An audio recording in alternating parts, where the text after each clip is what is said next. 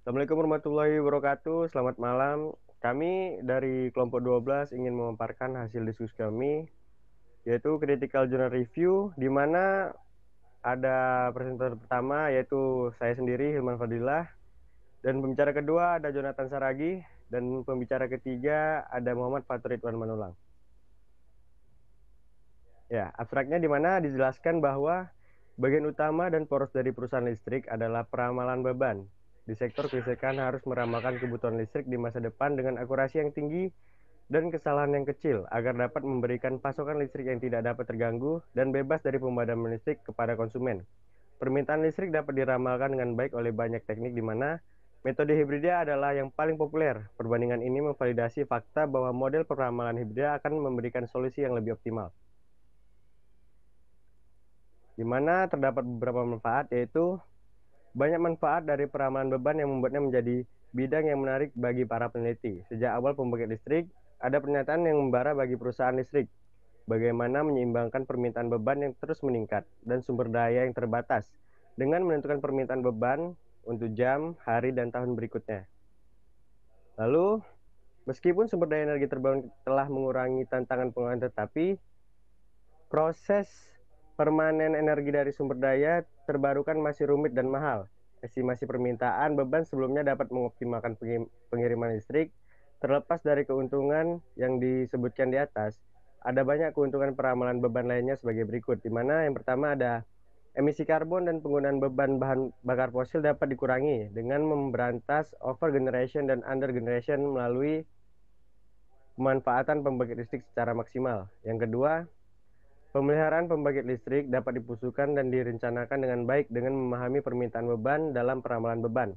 Lalu yang ketiga, peramalan beban dapat membantu dalam membangun pembangkit listrik di masa depan. Hal ini dapat membantu dalam merancang ukuran pembangkit, jenis pembangkit masa depan, kapasitas, ukuran pembangkit, dan lokasi. Jadi, biaya infrastruktur untuk distribusi dan transmisi dapat diperkecil.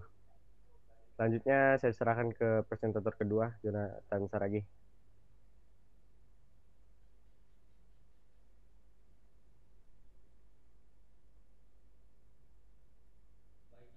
Baiklah, di sini akan saya lanjutkan jenis-jenis modul yang dibahas pada jurnal. Yang pertama ada modul peramalan beban klasik, yang kedua ada jenis peramalan beban berbasis cakrawala waktu, yang ketiga ada kriteria evaluasi, yang keempat ada teknik pra pemrosesan data, yang kelima ada metode tunggal untuk peramalan beban, yang keenam ada peramalan beban dalam sistem tenaga dan angina, yang ketujuh ada metode statistik, yang ke-8 ada metode probabilistik, yang ke-9 ada pembelajaran mendalam probabilistik, yang ke-10 ada model hybrid, yang ke-11 ada teknik modern.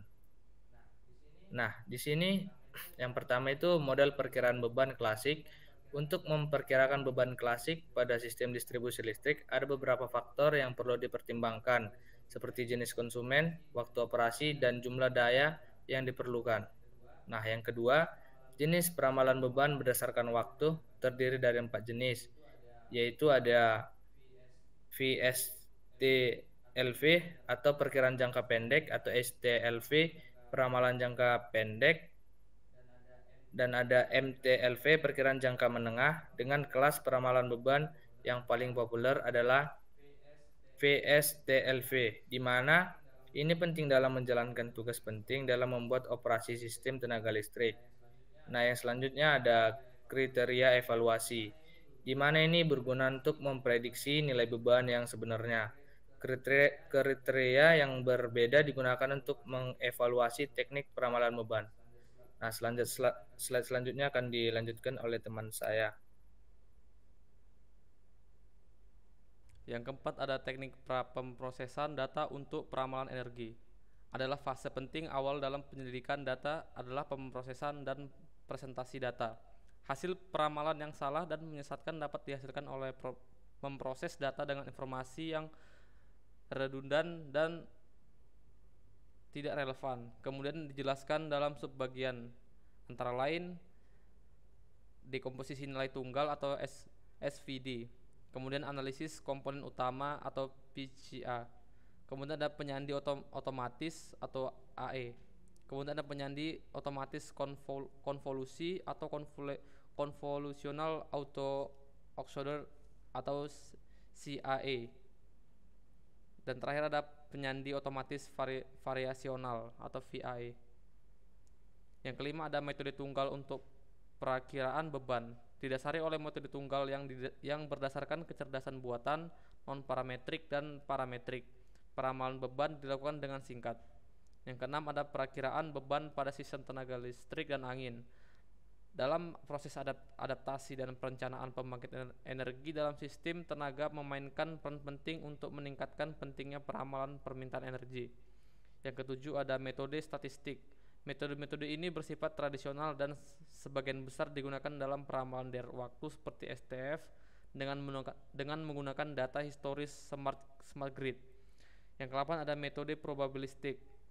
Pentingnya metode probabilistik ditinjau dari prediksi titik dengan perubahan kebutuhan industri, tenaga listrik, kecenderungan peramalan bergeser dari pendekatan titik ke pendekatan probabilistik untuk memenuhi pembangkitan dan permintaan di masa depan pada tingkat yang terpisah-pisah.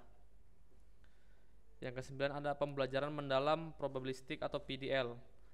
Terintegrasi dengan metode pembelajaran peluang untuk memberikan hasil peramalan dalam bentuk PI.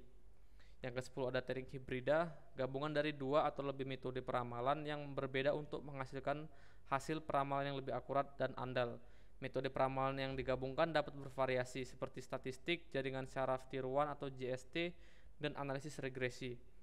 Yang terakhir ada teknik modern, mengacu pada penggunaan teknologi baru dan inovasi dalam mengumpulkan dan menganalisis data. Sekian dari presentasi kami, saya kembalikan kepada moderator. Ya, semoga apa yang kami diskusikan, apa yang kami sampaikan dapat bermanfaat. Apabila ada kesalahan, kami mohon maaf, dan apabila ada yang dipertanyakan, silahkan lanjutkan di kolom komentar. Terima kasih.